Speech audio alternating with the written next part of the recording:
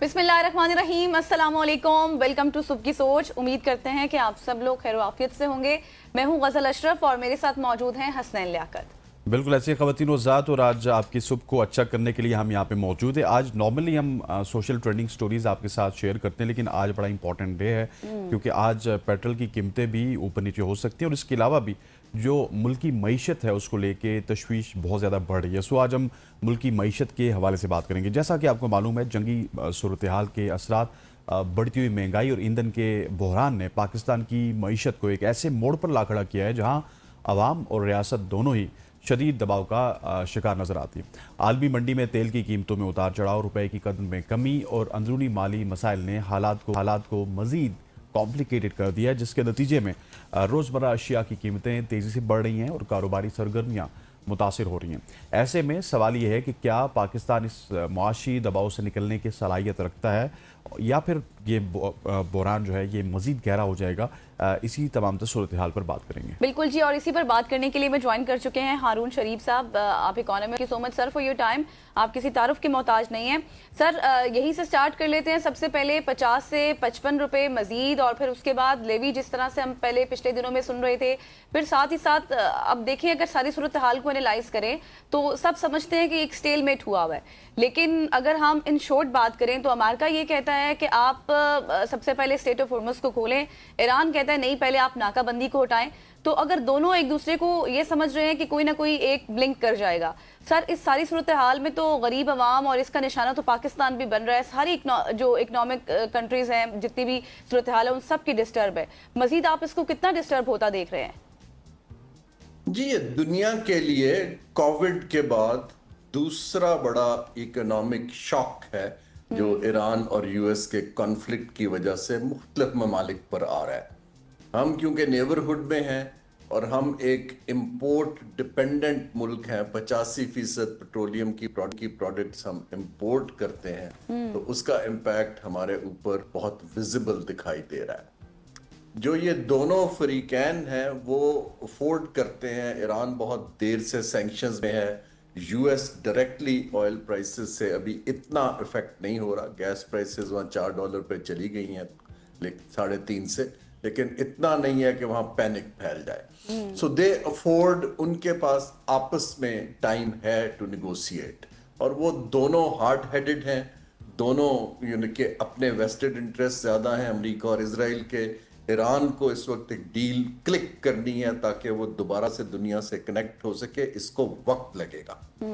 इसको जो वक्त लगेगा उसमें पाकिस्तान के लिए, अब पाकिस्तान की मुश्किल सूरत हाल इस तरह है कि आपके पास बजट के खसारे के IMF के टारगेट्स हैं। हम टैक्स नहीं कलेक्ट कर पा रहे हैं जो हमने टारगेट अग्री किया है। फिर हम इनडायरेक्ट टैक्सेस से पे करते हैं, जिसमें पेट्रोलियम लेवी और पेट्रोल के लिंक टैक्सेस और यूटिलिटी के टैक्सेस एक हिस्सा अदा कर रहे हैं। वो इसलिए खित्ते में हम श्रीलंका के बाद सेकंड मोस्ट एक्सपेंसिव मुल्क है in terms of price of oil fuel. यहां पर हमें अब सोचना है कि अगर आप वहां नहीं कर सकते तो आप अपना तर्ज जिंदगी क्यों नहीं बदल सकते, आप डिमांड क्यों नहीं कम कर सकते, आप सिंपलिसिटी की तरफ क्यों नहीं जा सकते। हमें वहां पर कोई विजिबल सिग्नल दिखाई नहीं देता। अच्छा, मुझे ये बताइएगा हारून साहब, मैं सबसे पूछता हूँ कि हमारी जो गवर्नमेंट लेवल पे पॉलिसीज़ हैं वो भी कुछ इस तरह की इंडिकेशन हमें दे रही है कि वहाँ पे भी नीयत का फुकदान लग रहा है, क्योंकि हम देख रहे हैं जिस तरह से सोलर सारिफिन के साथ किया जा रहा है, फिर इलेक्ट्रिक व्हीकल्स जिस तरह से पाकिस्तान में लॉन्च हो रही है और उसमें कस्टम ड्यूटी पता नहीं कौन कौन से टैक्सेस लगा दिए जाते हैं। सो गवर्नमेंट को वहाँ पे भी सब्सिडाइज करना चाहिए, रिलीफ देना चाहिए, ताकि एक पैरेलल इंडस्ट्री खड़ी हो जाए और आपको पेट्रोलियम प्राइसेस का उतना इफेक्ट ना हो। जी देखें, हुकूमत जो हमारी ट्रेडिशनल है स्ट्रक्चरली, वो लॉन्ग टर्म फैसले करने से घबराती है। उनका इंटरेस्ट अगले 6-8 माह से होता है कि उनके बिल पे हो जाएं, उनके टारगेट्स मीट हो जाएं, IMF की ट्रांच साइन ऑफ हो जाए। जो ये जो आप बात कर रहे हैं, देखें जिस मुल्क का इन्हिसार सिर्फ कुछ GCC के ममालिक की ऑयल इंपोर्ट पर है, आप हाई रिस्क हैं। आपको एक तो मंडियों को डिवर्सिफाई करना है, जो हमने पुरानी पॉलिसीज में नहीं किया। दूसरा जो आप बात कर रहे हैं, हमें अपनी एनर्जी मिक्स में ऑल्टरनेट फ्यूल्स को, ऑल्टरनेट एनर्जी को, और जो इनोवेटिव चीज़ें हैं जो वज़न नहीं डालती हमारी प्रोडक्शन कॉस्ट पे, उस तरफ मूव करना है। उसके लिए आपको मैसिव पॉलिसी शिफ्ट चाहिए, और बहुत से लोग जो हैं वेस्टेड इंटरेस्ट भी हैं, जो आईपीपी चला रहे हैं, जो हुकूमत में बैठे हैं, वो इसको बिजनेस एज यूजुअल के तौर पे कर रहे हैं, जिसका कॉस्ट अवाम पे कर रही है। अब ये एक बड़े फैसले हैं जो कि हमें करने चाहिए थे पहले। जैसे हमारी सारी तिजारत इनलैंड जो है वो सड़क पे होती है, बाकी जितने ममालिक हैं वो पैसा बचाते हैं, वो रेल से करते हैं, और रेल को बिजली से चलाते हैं, या कोयले से चलाते हैं। सो हमें तो जो ये ऑयल है, फ्यूल है और एलएनजी है, उस पे इन्हिसार कोई 25% कम होगा तो हमारे ऊपर प्रेशर थोड़ा कम होना दिखाई दे।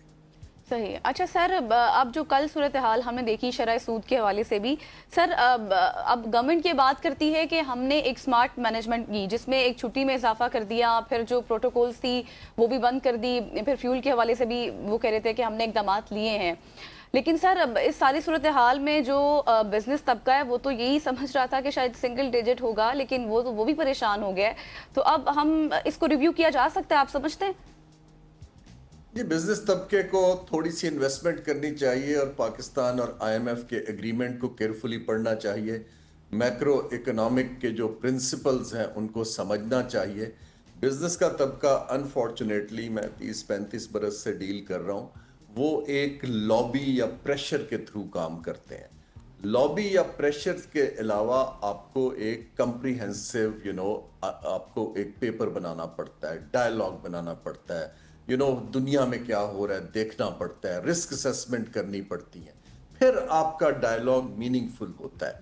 ये जो शरह सूद बिल्कुल मतवक्को थी बढ़नी। अच्छा। हमारी जो महंगाई की शरह बढ़ रही थी, उसको रोकने के लिए आईएमएफ का एक मेन टूल है कि आप शरह सूद बढ़ाएं ताकि सप्लाई ऑफ मनी कम हो, लोग कम खरीदें। हाँ, पाकिस्तान के मरूजी हालात पे चैलेंज किया जा सकता है कि बहुत लोग कर्ज नहीं लेते, तो उसका इम्पैक्ट क्या आएगा, लेकिन उसके लिए आपको एक टेक्निकल डायलॉग के अंदर जाना पड़ता है। तो इन्होंने आपस में फैसला किया कि अभी प्रूडेंस यही है कि उसको 1% बढ़ा दें। लेकिन मैं इस पे एक बात करता जाऊं, ये जो इस वक्त हमारे कर्ज हैं बैंकों के, 65% तो हुकूमत लेती है, बाकी जो 35% हैं वो बड़े इंडस्ट्रियलिस्ट ले लेते हैं। तो अवाम के लिए या छोटे तबके के लिए या मीडियम साइज बिजनेस के लिए तो कर्ज का पैसा ही नहीं है, तो उनको तो इतना फर्क नहीं पड़ता। हाँ, उनको महंगाई का फर्क पड़ेगा, क्योंकि शरह सूद बढ़ने से कॉस्ट ऑफ डूइंग बिजनेस बड़े इदारों की बढ़ जाएगी। बिल्कुल से। अच्छा हारून साहब, मुझे ये बताइएगा कि जिस तरह से आपने अपने इब्तदाइये में कहा था कि कोविड के बाद ये सबसे बड़ा एक इन्फ्लेशन का हम देख रहे हैं दौरानिया, और मुझे ये बताइएगा कि इस दफ़ा तो इन्फ्लेशन तमाम तर हदें पार कर चुकी है, और कोविड के बाद भी हमने देखा था महंगाई की एक जो हद थी वो उस तरह से नहीं रही थी, महंगाई आ गई थी पूरी दुनिया में, नॉट इन पाकिस्तान। अभी ये तमाम तर चीज़ें जब लेट सपोज जंग खत्म हो जाती है, उसके बाद भी हमें तो ये प्रिवेल होती हुई नजर आती है, क्योंकि कोविड के बाद भी बहुत सारी चीज़ें हमें प्रिवेल होती हुई नजर आई थी। जी, 2026 पाकिस्तान के लिए मुश्किल साल है बहुत से एंगल से। हम सिर्फ पेट्रोलियम की प्राइस को देख रहे हैं, और लेकिन अगर आप देखिए तो हमारी एक्सपोर्ट पे प्रेशर आएगा, हमारी रिमिटेंस पे प्रेशर आएगा, हमारी यूरिया की प्राइसेस डबल हो जाएंगी, जिससे आपकी इसेंशियल कमोडिटीज जो हम यूटिलाइज करते हैं उनकी ज़रूरी अजनास की कीमत ऊपर जाएगी। सो फूड प्राइसेस, जिसको हम सेंसिटिव प्राइस इंडेक्स कहते हैं, उसमें अपवर्ड मूवमेंट एक्सपेक्टेड है। जो बच्चे और बच्चियां बाहर नौकरियां ढूंढते थे, नौकरियां गल्फ कंट्रीज में गिर जाएंगी। ये सारी चीज़ों को फैक्टर इन करके हमें गेम, इसीलिए मैं बार बार कह रहा हूँ कि हमारे जो अपने लिमिटेड रिसोर्सेज हैं उसमें बचत कीजिए। और हुकूमत ये जो है कि एक छुट्टी कर दी और कुछ आपने 2 माह के लिए फ्यूल को आधा कर दिया, ये कोई बड़ा स्टेप नहीं है। हम क्यों नहीं 2000 सीसी से बड़ी गाड़ियां 2 साल के लिए बैन कर देते जो पेट्रोल पे चल रही हैं?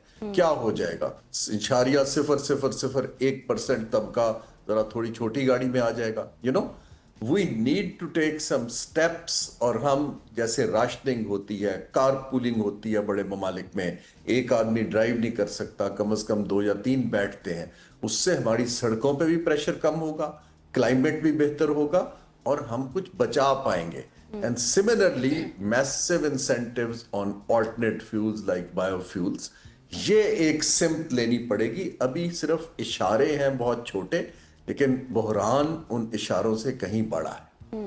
हारून साहब, चूंकि आप इस सारी सूरत हाल पर गहरी नज़र रखते हैं और कई अरसे से आप इसको कवर भी कर रहे हैं, आप हमें बेहतर तरीके से समझा सकते हैं. ये इस बात में कोई दौराई नहीं है कि ग्लोबल चेन मुतासिर हुई है, इसका इफेक्ट भी हम देख रहे हैं. लेकिन सर अल्टीमेटली हमारा जो मेन फोकस था, चैलेंज तो यही था कि हम माइक्रो जो हमारी इकॉनमी है उसको हम किस तरह से सस्टेन करते हैं. सर अब ऐसी कौन से सेक्टर्स हैं जहां पर हम फेल हो चुके हैं? और फिर आप देखें इस सारी सूरत हाल को अगर एनालाइज किया जाए गौर से, तो फिर इसमें जो हैव और हैव नोट्स हैं उसमें भी गैप बढ़ गया है. जी, आपके मैं लास्ट पॉइंट पे पहले आता हूं. देखिए, जो बहुत गरीब लोग हैं, तकरीबन 8 करोड़ के लगभग 80 मिलियन, उनके लिए तो हमने बहुत सालों से एक BISP का सपोर्ट सिस्टम बनाया हुआ है. जो मुतवस्सत तबका है, लोअर मिडिल इनकम और मिडिल इनकम, उसके लिए हमारे पास कोई इदारा नहीं है जो उनको सपोर्ट दे सके. असल हिट उनको हो रहा है. मेरे पास रोजाना लोग आते हैं कि हम अब बजट में ट्रेड ऑफ क्या करें. आया हम बच्चों की एजुकेशन बंद करें, हेल्थ के खर्चे बंद करें, या जो घर बेच के किराए पे चले जाएं. अब ये ट्रेड ऑफ्स, जब उस तबके को सपोर्ट करने के दो ही तरीके हैं. या तो आप ऐसी इंडस्ट्री और इकोनॉमी के सेक्टर्स के पीछे खड़े हो जाएं जो उनको जॉब में एब्जॉर्ब कर सकें. और अभी भी हमारे 3-4 कंपेटिटिव सेक्टर्स हैं. वैल्यू एडेड टेक्सटाइल का सेक्टर है, एक्सपोर्ट ओरिएंटेड इंजीनियरिंग का सेक्टर है, IT का है. लेकिन आपको मैसिव देने पड़ेंगे उनको इंसेंटिव्स, ताकि लोग उधर जाएं और खुद से कमाएं. हुकूमत के पास तो उनको पैसा देने का नहीं है. दूसरा जो मैंने अर्ज किया है कि अमीर की जरा गाड़ियां और चीजें और पर्क्स बंद करें और वो पैसा एक पूल में डालें, और वो जो लोग इस तरह के शॉक्स में हैं उनके लिए हेल्थ और एजुकेशन के फंड्स बनाएं. 1-2 साल उन सबको हैंड होल्डिंग की जरूरत है, क्योंकि ये उनका किया धरा तो नहीं है. It's an external shock. Governance यहां पर इलीट सेक्रीफाइस करेगा तो लोग इलीट के साथ खड़े होंगे. अगर इलीट कहेगा कि मेरी जिंदगी वैसी चलती रहे, लोग सेक्रीफाइस करें जो हो रहा है, फिर एक टाइम आ जाएगा कि लोग टैक्स एवेड भी कर रहे हैं, लोग सोशल अनरेस्ट की तरफ भी जाते हैं. सो तब एक स्टेबलाइज्ड कंट्री की इकोनॉमी रखने के लिए हमें मुतवस्सत तबके पे एक मेजर फोकस 2026-27 में करना चाहिए. अच्छा हारून साहब, मुझे ये भी बताइएगा कि हम अभी भी वही 70-75 साल वाली जो हमारी चीज़ें थी, जिस तरह से हमारी एक कार्रवाई चल रही थी कि हमने पेट्रोलियम लेवी की मद में टैक्स इकट्ठा करना है और उसको आगे पे करना. अब तो हम IMF को जवाब दें, तो क्या बेहतर नहीं है कि हम अपने टैक्स नेट को बढ़ाएं, किसी तरह से वहाँ पे इस तरह की इस्लाहात कर दें, FBR में कर दें, और एक ऐसी कौमी कैंपेन चलाएं कि हम सबको पता हो कि टैक्स देना कितना ज़रूरी है, ताकि ये जो एक्स्ट्रा बर्डन्स हैं जो हम इलेक्ट्रिसिटी के बिल्स में देते हैं, पेट्रोल के बिल्स में देते हैं, इन एक्स्ट्रा बर्डन से हमारी जान छूट सके. आप दुरुस्त कह रहे हैं, और ये कोई आज की बात नहीं है. लेकिन सवाल ये है कि जब हम अपनी पॉलिटिकल कंस्टिट्यूएंसीज को, फेवरेट सेक्टर्स को बचाते हैं, हम बहुत अरसे से ज़राअत को बचा रहे हैं, रियल एस्टेट को बचा रहे हैं, ट्रेडर्स को बचा रहे हैं, जो इनफॉर्मल सेक्टर के अंदर प्रोफेशनल्स हैं उनको नहीं टच करते, क्योंकि ये सब लोग आपको सियासी तौर पे हेल्प आउट करते हैं. हम जो एग्जिस्टिंग है, जो इंडस्ट्रियलिस्ट है या जो फॉर्मल सेक्टर में है, जो तनख्वाह ले रहा है, उसके ऊपर बर्डन बढ़ाई जाते हैं, और हम इनडायरेक्ट टैक्सेस बढ़ाई जाते हैं, क्योंकि हम डायरेक्ट टैक्सेशन को एक्सपैंड नहीं कर रहे. अब हम ये क्यों नहीं कर रहे? इस वक्त जो करंट पावर ब्रोकर्स हैं और जो प्राइवेट सेक्टर के लीडर्स हैं, उन सब का इंटरेस्ट वेस्टेड यही है कि इसको अब अभी ना बढ़ाएं. अगर इंटरेस्ट ना होता तो बढ़ा लेते. अब IMF ये नहीं कहता कि आप इनडायरेक्ट टैक्सेस बढ़ाएं, बल्कि वो तो पेपर्स कहते हैं कि आप ग्रेजुअली डायरेक्ट की तरफ जाएं. लेकिन IMF कहता है कि अगर आपने फाइनेंशियल स्टेबिलिटी रखनी है तो आपको बजट डेफिसिट को एक रेंज में रखना है. अब हमारे ऊपर है कि हम टैक्स बास्केट बढ़ा के दे दें, हम नॉन टैक्स रेवेन्यू बढ़ा के दे दें, या हम उसी तरह रिप्रेसिव तरीके से, कॉलोनियल तरीके से इनडायरेक्टली लोगों से खींचते रहें और लोगों की कॉस्ट बढ़ाते रहें. अब ये एक ट्रेड ऑफ है पॉलिसी की. कोई भी रैशनल सोच रखने वाला इस पॉलिसी को सपोर्ट नहीं कर सकता. लेकिन अभी हुकूमत जो है उसमें कोई मैसिव तब्दीली लाती दिखाई नहीं दे रही. صحیح. اچھا سر، مجھے یاد ہے کہ پی ایم صاحب کی مسلسل یہی سپیچز اور یہی بیانات، یہی ٹویٹس ہم دیکھ رہے تھے کہ جہاں تک ہو سکا، جس طرح سے ہو سکا، ہم عوام کو ریلیف دیں گے. تو کیا میں اب آپ سے ان شارٹ یہی پوچھنا چاہتی ہوں، کیونکہ اس وقت ہمیں ہر طرح کی آڈینس دیکھنے والی ہے، اب فوری طور پر کوئی سبسڈیز یا پھر کوئی ریلیف عام آدمی کو ملے گا، یا پھر یہ صورتحال آگے مزید بڑھتی جائے گی؟ کیونکہ پیٹرول پرائسز بڑھیں گی تو جو ہمارا ضرورت کی اشیاء ہیں ڈیلی بیسس کی، ان پر بھی بوجھ آئے گا، وہ الٹیمیٹلی بڑھیں گی. دیکھیے ریلیف جو ہے، میں نے یہی کہا کہ جو خاص طور پہ لوور مڈل انکم طبقہ ہے اس کو ضرورت، اور وہ ریلیف دینے کے لیے ہمارے پاس قرض لے کے تو آپ دے نہیں سکتے. ہمارے پاس دو ایونیوز ہیں جو ہم بڑے بڑے پروجیکٹس کی بات کرتے ہیں، روز اناؤنسمنٹ آ جاتی ہے، نئے شہر بنائے جا رہے ہیں، سڑکیں بنائی جا رہی ہیں، ان کو 1-2 سال کے لیے مؤخر کر دیں. وہ جو پیسہ ہے اس کو ایک پول آف فنڈز میں ڈالیں اور پرائیویٹ سیکٹر سے مل کے ٹارگیٹڈ سبسڈی کا پروگرام بنائیں تاکہ لوگوں کا lifestyle at least minimum business continuity چلتی رہے. صحیح. اور جب وہ چلتی رہے گی تو پھر آپ 1-2 سال میں سنبھلیں اور دوبارہ سے کھڑے ہونے کی طرف جائیں. مجھے نہیں نظر آتا، اور اس کے اوپر IMF کو بھی کوئی اعتراض نہیں ہوگا اگر آپ اپنے ریسورسز سے دے رہے ہیں.